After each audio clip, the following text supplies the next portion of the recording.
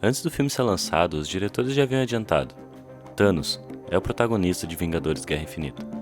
Parece simples, nada demais, o que significa ser o protagonista em um filme onde outros 20 personagens são importantes, provavelmente o motivo das pessoas irem assistir o filme. Mas esse é exatamente o ponto. Eu não quero entregar nada aqui. Não vou usar cenas do filme, nem poderia. Eu só quero contar uma história. Mito. História fantástica de transmissão oral, cujos protagonistas são deuses, semideuses, seres sobrenaturais e heróis que representam simbolicamente fenômenos da natureza, fatos históricos ou aspectos da condição humana. Mitologia é o estudo dos mitos, a maneira que a gente encontrou de significar, pensar e repensar esses mitos. A mais famosa é a mitologia grega. E a história que eu quero contar, vou apresentar também pelo nome do herói, Teseu. Assumido pelo pai só depois de provar sua força, Teseu foi o maior herói da cidade de Atenas. Entre suas várias façanhas, uma se destaca. Em Creta havia um ser, corpo de homem, cabeça de touro. Era visto como um monstro e a cada 9 anos, alguns homens eram enviados para o seu labirinto como tributo. Nenhum voltava com vida. Ficou conhecido como Minotauro. Teseu, voluntariamente, decide fazer parte do próximo grupo a ser enviado para o labirinto, na promessa de matar o Minotauro. Ariadne, seu amor, dá para ele uma espada mágica e um novelo de lã para encontrar o caminho de volta. No labirinto, quando avistou o Minotauro, matou ele com apenas um golpe e encontrou a saída seguindo o caminho do novelo. Essa é uma história seminal, identificável e heróica por natureza. É difícil não torcer pelo Teseu, não se colocar ao lado dele. A gente sabe que ele está fazendo a coisa certa, a gente simplesmente sabe. Com sua origem desfavorecida, seus obstáculos superados, sua paixão, todos enxergam ele como herói. Ele é um herói. Teseu simboliza, em termos práticos, algum tipo de virtude inerente ao homem, sua força pura e física.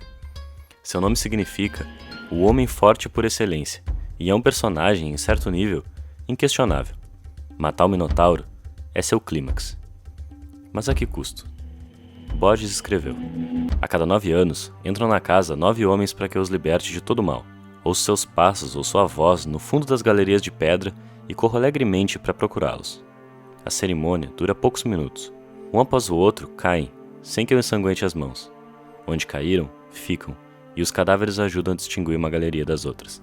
Ignoro quem sejam, mas sei que um deles profetizou, na hora da morte, que um dia chegaria meu Redentor.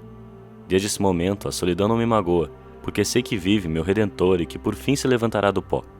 Se meu ouvido alcançassem todos os rumores do mundo, eu perceberia seus passos. Oxalá me leve para um lugar com menos galerias e menos portas. Como será meu Redentor? Me pergunto. Será um touro ou um homem? Será talvez um touro com cara de homem? Ou será como eu? Esse não é o texto inteiro, mas é a catarse do que Jorge Luiz Borges escreve em seu conto A Casa de Asterion, publicado aqui no Brasil no livro O Aleph. Fazendo jus ao título de um dos maiores nomes da literatura argentina, o que Borges faz aqui é dar voz ao próprio Minotauro, uma criatura sofrida, solitária e que acreditava estar fazendo a coisa certa. Teseu matou Asterion com apenas um golpe. Vocês acreditariam se eu dissesse que ele nem resistiu? É revisionista, mas é exatamente por isso que representa o mais profundo exercício de mitologia. E nesse sentido, dizer que super-heróis são como mitos modernos não é de nenhuma forma exagerado. Representam valores, bandeiras e ideias que a gente sabe que deve torcer, presentes inegavelmente no inconsciente coletivo. Vingadores Guerra Infinita é o ápice de uma mitologia popular concreta, mas também é uma delicada proposta de sensibilidade.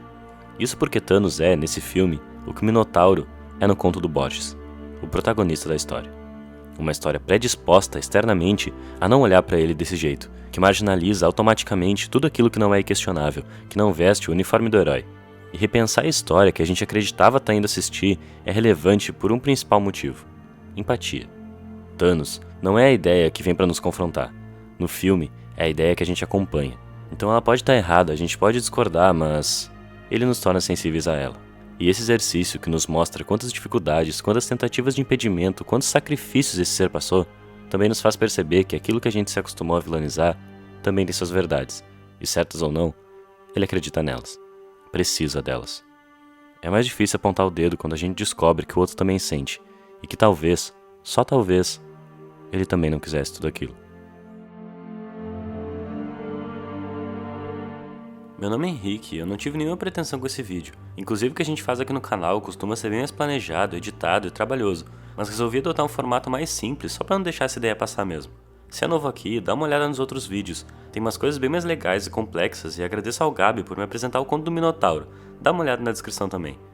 Não esquece de curtir o vídeo, comentar e se inscreve aí embaixo porque nessa semana ainda tem mais um vídeo.